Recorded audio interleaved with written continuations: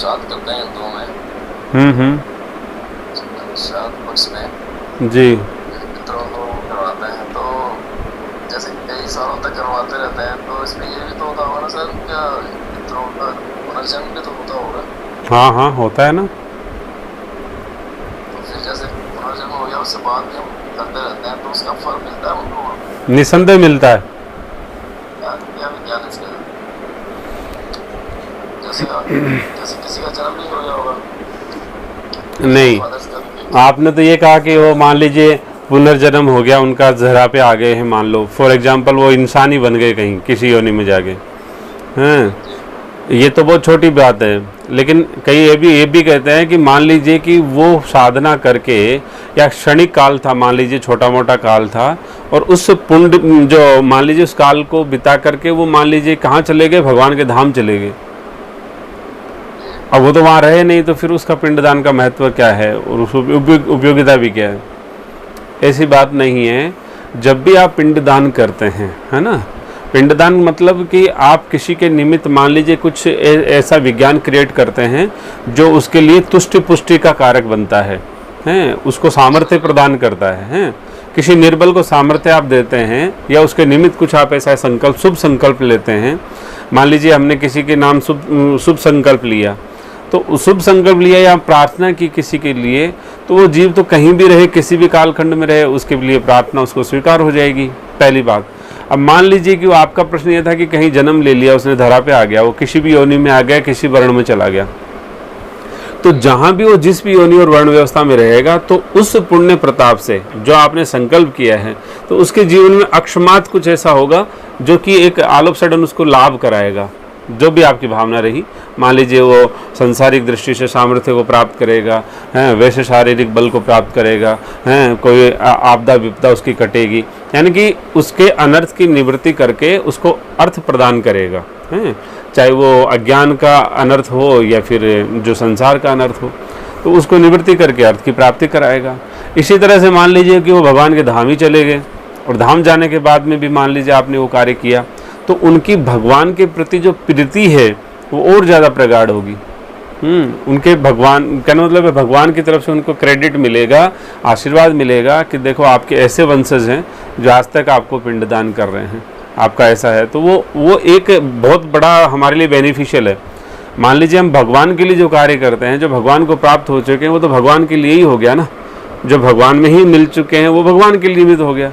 तो जब हम कोई पिंडदान कर रहे हैं या कोई ऐसी क्रिया कर रहे हैं जो हमारी मॉरल ड्यूटी की थी और हम करते हैं, तो उससे क्या होता है, भगवान को ज़्यादा प्रीति होती है, तो वो उससे हमको बहुत ज़्यादा ब्लेसिंग्स मिलती हैं, बहुत ज़्यादा आशीर्वाद मिलते हैं, और उस आशीर्वाद का परिणाम हमारी भक्ति बढ़ती है। तो भक्त यदि वो बन गए हैं और भगवान के धाम चले गए हैं तो हमारे को भक्ति मिलती है। यदि वो संसार में चले गए हैं, कहीं जाके ऐसे हो गए, तो उन जीव को जहाँ कमी थी वो कमी दूर पूरी हो जाती है उसको, और अपने को आशीर्वाद मिलता है।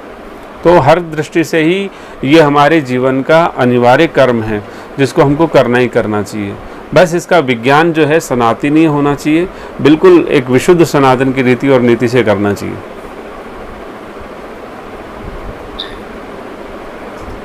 कोई संदेह है तो बताइए।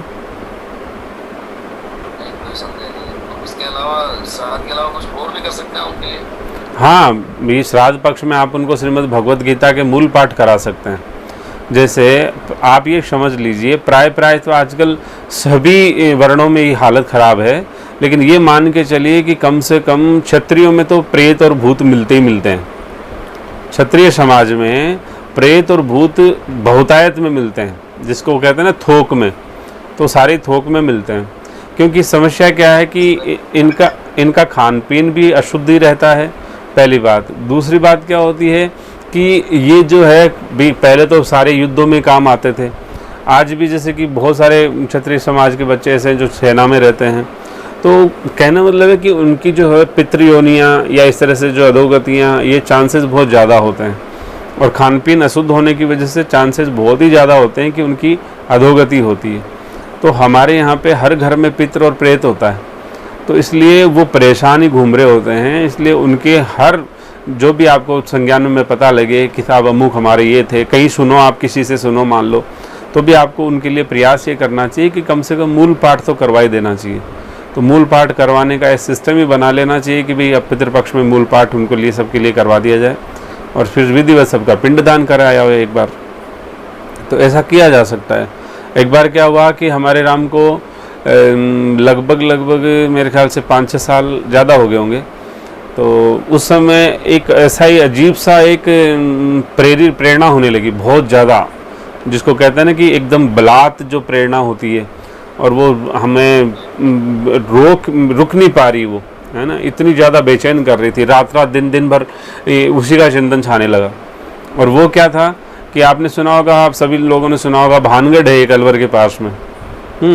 तो भानगढ़ के जो प्रेत आत्माएं जो थी, अब वो प्रेत आत्माओं के संकल्प, उनकी मुक्ति के लिए कुछ ऐसा विचार आया कि उनकी मुक्ति होनी चाहिए, क्योंकि भाई ले दे के हम परिवार तो वही है, हैं भाई, वंशज तो वही है ले दे के, तो वो भी जयपुर वाले ही हैं। तो हम यदि एक पूर्वजों के नाते हमारे कुछ तो लगते ही होंगे वो, तो उस नाते हमारे उनका उद्धार होना ही चाहिए। और वहाँ पे बड़ी दुष्ट प्रेत आत्माएँ रहती हैं, तो अब उनका उद्धार कैसे करें? तो बहुत जगह बातचीत करी, संतों से चर्चा करी, लेकिन अब समस्या की थी वो जैसे महापुरुष उनका उद्धार कर सकते हैं, वो महापुरुष ब्रज से बाहर नहीं निकल सकते, पहली बात। दूसरी बात यह है कि अब हर कोई महापुरुष वहाँ जाने की हिम्मत करता नहीं, तो इतना ज़्यादा वहाँ वो प्रेतात्मा ऐसी हैं कि वहाँ पे वो बहुत बड़ा विज्ञान क्रिएट करके उनका उद्धार किया जा सकता है। तो बहुत कालखंड तक वो एक विचार प्रगाढ़ रहा, और अब वो इतना प्रबल तो नहीं है, लेकिन एक पाइपलाइन में ज़रूर है। तो संयोग भगवान कृपा से जब बनेगा कभी तो देखेंगे। लेकिन जो महापुरुष ऐसे थे जो जा सकते थे, वो लीला प्रवेश कर गए, और उसके बाद में ऐसा कुछ प्रयोजन बैठ नहीं पाया। तो ये चीज़ें हैं। तो प्रेतात्माओं के उद्धार के लिए तो एक पुण्य है। जैसे मान लीजिए हम, हमारे यहाँ किसी पड़ोसी है या कोई ऐसा जीव है जो पतित हो रहा है, मान लीजिए उसका जीवन ही बेकार है, तो जैसे उसका जीवन हम भगवान में लगा दें या उसका उद्धार कर दें, तो लगता है ना कि भाई हमारा इससे लाभ होगा, हमारा भजन भी बढ़ेगा और समाज में ये एक जीव ठाकुर जी को प्राप्त करेगा। तो इसी तरह से प्रेतात्मा क्या है, वो भी तो एक आत्मा ही है।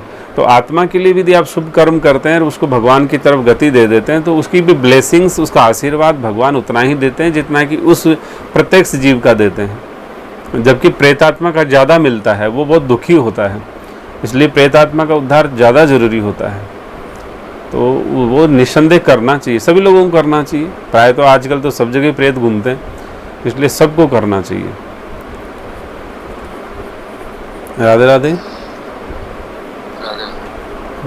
कोई विशेष इसमें बात हो तो पूछिए, बताओ, नहीं कोई समझ में आएगी जी? थोड़ा जोर से बोलिए। ठीक है। अच्छा, हो गया, ठीक। राधे राधे।